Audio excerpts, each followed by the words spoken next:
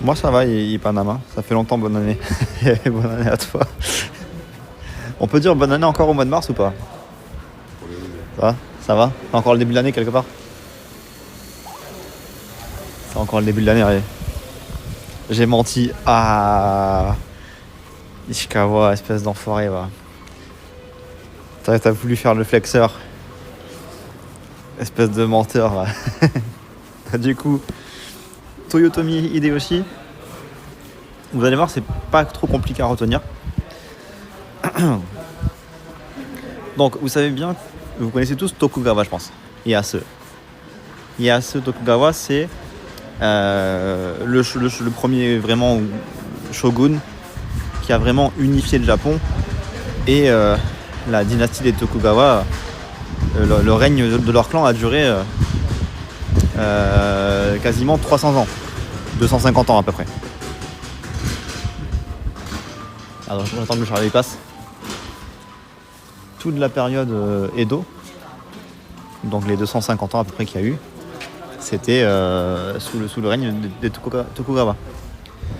Juste avant ça, le Japon était divisé en plusieurs clans qui se faisaient la guerre pour leur territoire. L'empereur avait un rôle tout à fait secondaire, juste figuratif. Et voilà, il y avait plusieurs clans qui se faisaient la guerre. Donc voilà, Ieyasu Tokugawa, c'est le premier vrai shogun qui a vraiment su tenir une lignée pendant plus de 200 ans pour garder un Japon uni, sans guerre. Et c'est là où tous les arts japonais sont développés, etc. Voilà. Mais avant lui, il y a eu 2 personnes qui étaient assez importantes. Donc, le tout premier à avoir presque unifié le Japon, vous connaissez sûrement son nom, c'est Nobunaga Oda. Lui, c'est le premier seigneur de guerre qui a failli conquérir le Japon. Il était très bien parti pour. Il avait noué beaucoup de liens avec les commerçants étrangers. Ça a été un des premiers à introduire les armes à feu au Japon, du coup il a utilisé dans ses batailles. Et vraiment, il terrorisait le Japon, quoi. C'était Nobunaga, c'était vraiment un mec que tout le monde craignait et qui était presque sur le point d'unifier le Japon, sauf que il a été trahi par un de ses alliés et il a été tué du coup. Donc son envie d'unifier le Japon a été coupée dans son élan. Et celui qui a pris le flambeau de Nobunaga, c'était du coup notre ami Hideyoshi Toyotomi, donc la personne dont on parle là, qui a fait des affaires dans la ville où on est actuellement là. C'est le second grand seigneur qui a repris un peu le relais de Nobunaga et qui a en grande partie aussi unifié le Japon. Mais pareil, lui aussi il est mort pas longtemps après. Et du coup le Japon était encore un peu fébrile, un peu faible. L'unification elle était vraiment pas totale, quoi. Il y avait beaucoup de conflits encore. Et c'est vraiment Tokugawa qui a fini vraiment d'écraser toute rébellion, toute tension. Il a vraiment finalisé le travail de ces 2 hommes-là. Donc si on peut résumer ça très brièvement, l'unification du Japon, de façon très vulgarisée bien sûr, elle est due à 3 hommes principalement. Et dans l'ordre, Nobunaga, Hideyoshi, puis Tokugawa. Et les 3, ils ont travaillé un peu dans la même lignée. Dans un intervalle, je pense, je sais pas, il a dû s'écouler quoi entre le premier et le dernier. 50 ans, un truc comme ça, je sais pas. Mais voilà. Voilà, c'est pour ça qu'il est pas très dur à retenir. Après, bien sûr, il y a eu plein d'autres shoguns, des daimyo, d'autres seigneurs de guerre qui étaient impliqués dans tout ça. Ils avaient des alliés, etc. Mais voilà, pour faire en bref, quoi. Et Hideyoshi, il est représenté dans la série Shogun, justement.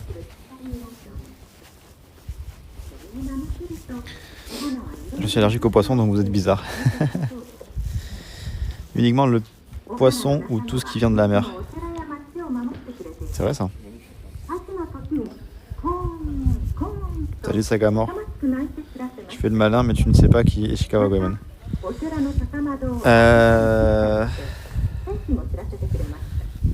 Ça me dit un truc. Le pire, c'est que ça me dit un truc, tu vois. Goemon, Ishikawa, ça vient d'où déjà? Mais j'avoue, là, je l'ai pas, là. J'avoue, là, comme ça, je l'ai pas.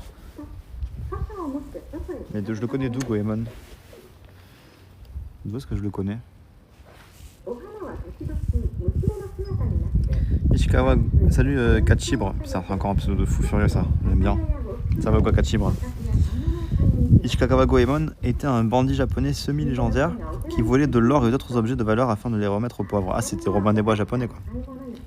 L'élément probablement le plus remarquable de sa vie, celui avec lequel on l'associe la plupart du temps, est d'avoir été bouilli vivant en public après une tentative d'assassinat ratée du seigneur de guerre Toyotomi Hideyoshi. D'accord.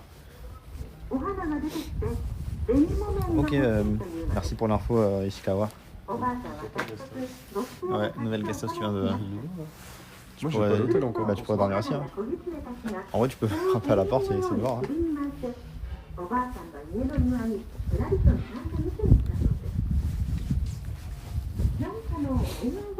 Omohiko. Regardez, là, c'est le festival avec les enfants qui font du kabuki. Qui aura lieu en avril, mais je ne serai pas là en avril, moi, malheureusement. On sera sur les routes entre Tokyo et Osaka à vélo. Je viens de me lever, je suis fatigué. J'aimerais savoir parler japonais. Ah oui, tu viens de te lever, t'es déjà fatigué, putain. Une dure journée s'annonce pour toi. Et pour parler japonais, bah... faut faire... Faut étudier, hein. Il n'y a pas de secret, hein, malheureusement. C'est quoi, c'est une musique artisanale, ça? Ils vendent des parapluies, des tongs, des chaussures. Ils ont un truc avec les renards ici. J'ai vu qu'il y avait pas mal de... Ah, il fait des... Il construit des guettas, le monsieur, là. Il fabrique des guettas dans sa boutique. Il fait des chaussures de marche traditionnelles à la main, là. Petite boutique de miniatures.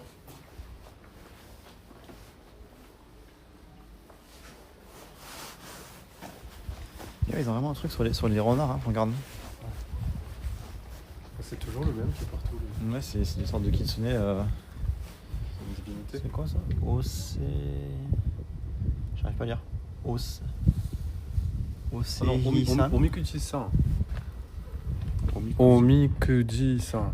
Ah ouais, Omikuji-san no Ohanashi. Mais ouais, je sais pas ce que ça représente.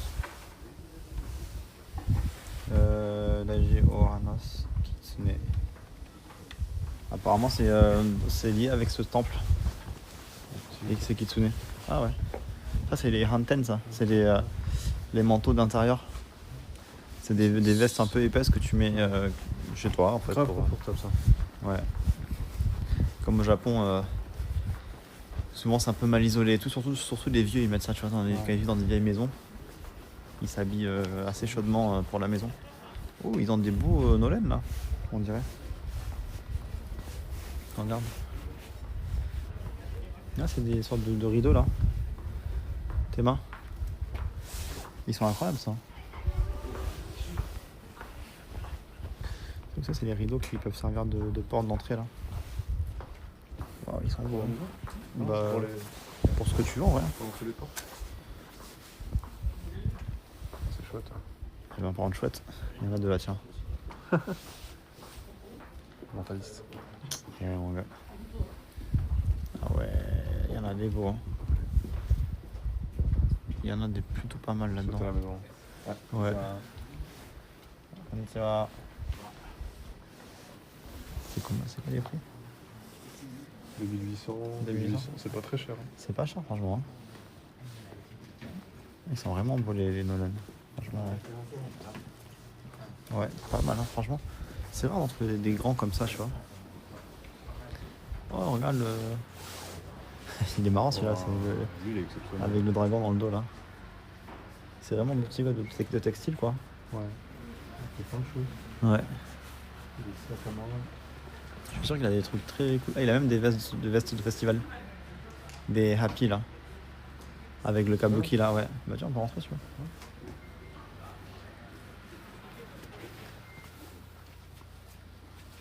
Ça, c'est le tissu qui est dessus. Ouais.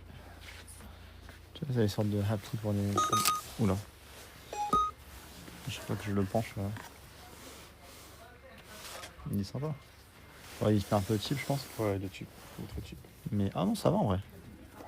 Non, ça va. Ouais. Franchement, je te jure que ça va. C'est pas du. Comment on dit Ah non, il est pas cheap. Ouais. 11 000 yens. Non, la qualité elle est très bonne.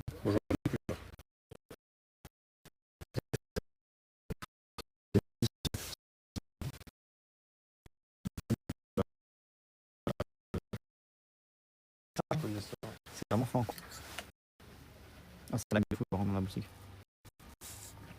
Non, ils vendent des belles pièces, hein, franchement.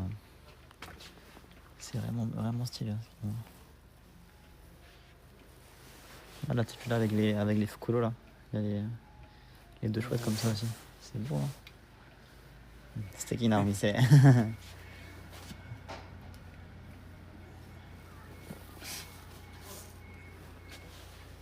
Là-bas aussi, le Nol. Il est beau ce Nolan aussi là, avec la gourde là au fond là.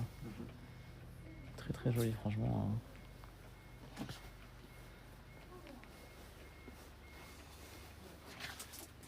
Et des petits sacs aussi.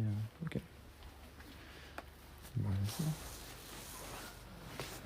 Regarde là. Oh regarde celui-là aussi. C'est l'estampe là du avec le mont Fuji. Et ils sont vraiment stylés. Ça, c'est bien. J'aime bien ça. Avec la lune là. Vraiment bien. Ils sont cool, hein. Ils sont cool. Ça tient chaud en plus, hein. Ouais, ah ouais, c'est très doux. Ça coûte 13 000 yens, je trouve pas ça si cher. C'est pas cher pour ce que c'est. Je pense que c'est vraiment de la bonne qualité pour Ouais. le coup, ça. C'est très agréable. Ouais. これは斑点家で着るやつですね。c'est ça.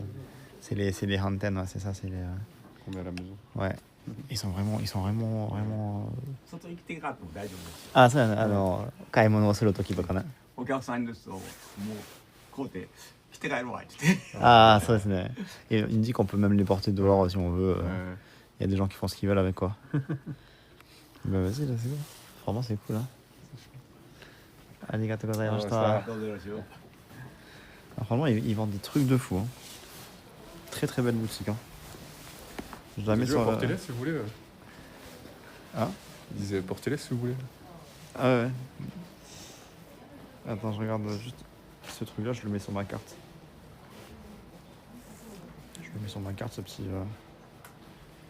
petite boutique là. Là, j'ai la flemme d'acheter des trucs parce que ça prend de la place et tout.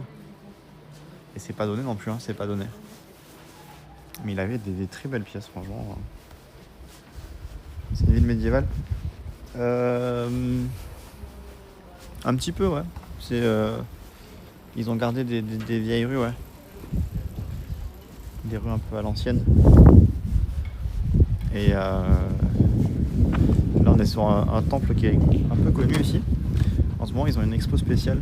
C'est une expo temporaire sur justement Hideyoshi Toyotomi. Je sais pas pourquoi ils ont aussi peur des pigeons, les Japonais. J'ai l'impression qu'il y a beaucoup de filles japonaises, elles sont terrifiées par les pigeons. Je sais pas pourquoi. Ouais. J'avais la phobie des oiseaux. Avec des petites fleurs précoces. Ouais. Oh. La nuée des pigeons. Le bombardier. On va se chercher dessus. Ils font des rondes. Là, celui-là, ouais, il est un peu précoce, magnifique, hein. Très très beau.